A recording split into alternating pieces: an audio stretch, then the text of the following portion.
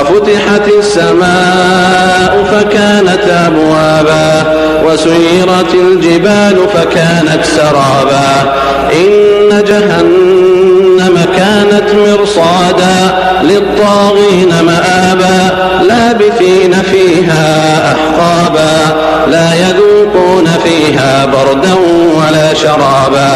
إلا حميما وغساقا جزاء وفاقا إنهم كانوا لا يرجون حسابا وكذبوا بآياتنا كذابا وكل شيء أحصيناه كتابا فذوقوا فلن نزيدكم إلا عذابا إن للمتقين مفازا حدائق وأعنابا وكواعب أترابا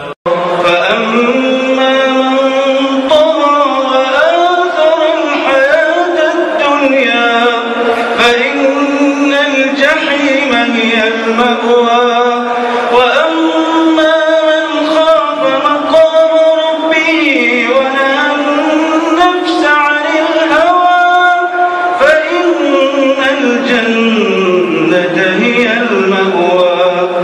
يسألونك عن الساعة أيان مرساها فيما أنت من ذكراها إلى ربك منتهاها إنما أنت منذر من يخشاها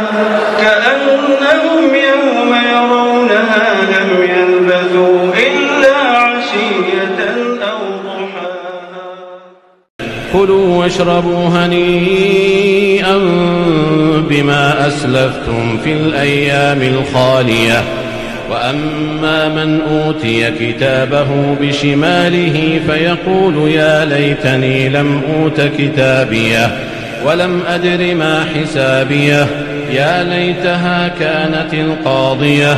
ما أغنى عني ماليه هلك عني سلطانيه خذوه فغلوه ثم الجحيم صلوه ثم في سلسلة درعها 70 ذراعا فاسلكوه إنه كان لا يؤمن بالله العظيم ولا يحض على طعام المسكين ولا تخزني يوم يبعثون ولا تخزني يوم يبعثون يوم لا ينفع مال ولا بنون إلا من أتى الله بقلب سليم